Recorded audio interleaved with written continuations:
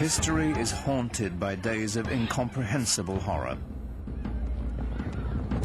Few are darker than July 15th, 1099, when the Crusaders entered Jerusalem.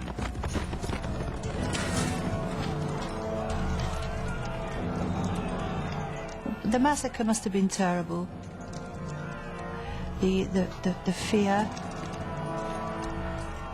the fleeing of the population. It must have been horrendous. If you want to know what was done to the enemies we found in the city, know this. Our men rode in the blood of the Saracens up to the knees of their horses.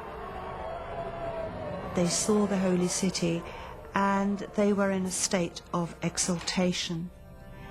And perhaps that's why, when they flooded through the gates of the city, that they were fired up with fanaticism and zeal, and that's why there was this terrible massacre in the name of Christendom. It was a blot on the name of Christendom in the Muslim view, and justifiably so. Even Christians weren't spared. At the Church of the Holy Sepulchre, dozens of worshippers from Eastern sects were massacred. To the Crusaders, they were nothing more than foreigners. The Christian chronicles record the carnage. The Saracens, who were still alive, dragged the dead ones out and made huge piles of them. Such a slaughter of pagans no one has ever seen or heard of. The pyres they made were like pyramids.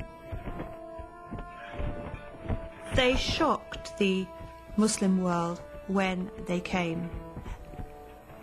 There are a number of extremely moving lamentations in poetry which date from that period.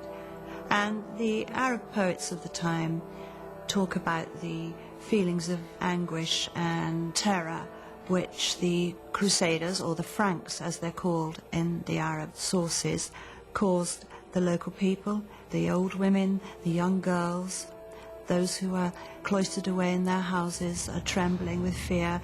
The whole imagery is that of the rape of their land and the terrible impurities caused by these barbarian infidels coming into their sacred space. We have mingled blood with flowing tears, and there is no room left in us for pity. To shed tears is man's worst weapon when the swords stir up the embers of war. When blood has been spilt, when sweet girls must hide their lovely faces in their hands for shame.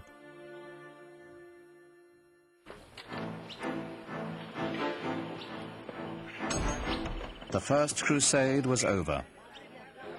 Of the 100,000 men who began the campaign, most would eventually return to Europe, having had only a glimpse of Muslim life. The job of occupying Jerusalem and the surrounding countryside fell to the 20,000 who remained, indefinitely.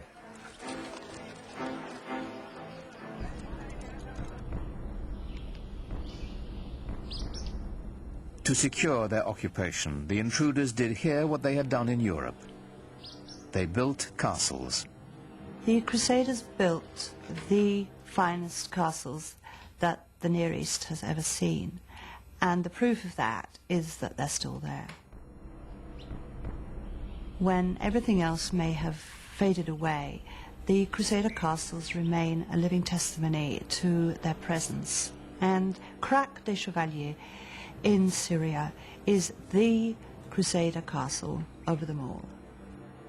It's very, very big, it's strong, it's impenetrable.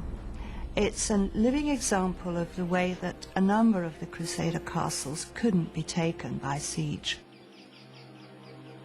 You can see for miles and miles from it and see the other castles that would have been, in visual distance for communication by fire and smoke signals.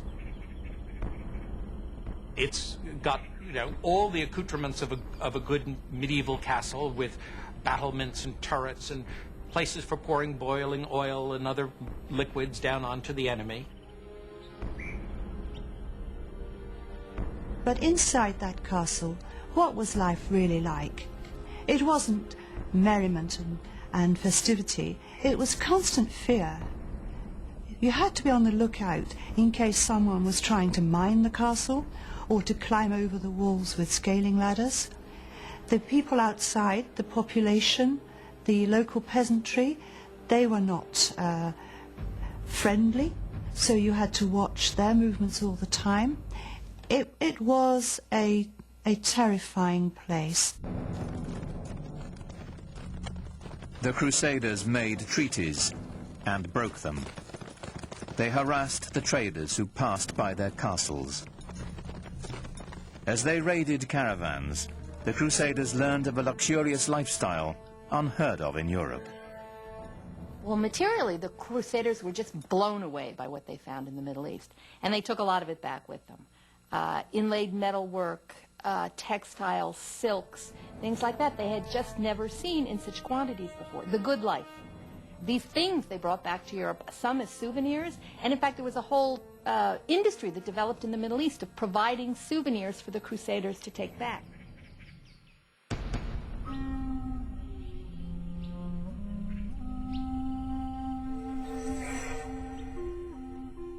It is perhaps a Western bias to imagine the Crusaders were a decisive force in world events, devastating to the Islamic culture and trade.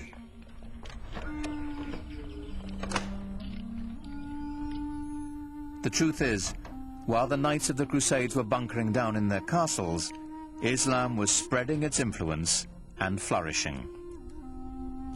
Muhammad's message rang out as clear and strong as it ever had. Allahu Akbar! Allahu Akbar! Ashhadu an la Mosques were now on every horizon. They welcomed traders. They housed schools and hospitals. Through Islamic architecture, literature and music, a vibrant culture was emerging in celebration of a singular faith. أعوذ بالله من الشيطان الرجيم بسم الله الرحمن الرحيم إنا أنزلناه في ليلة القدر وما أدراك ما ليلة القدر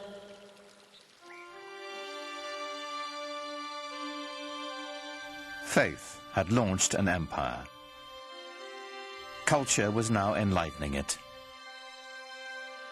But ultimately, what united it was trade. For the Muslims, trade, like science, brought innovation.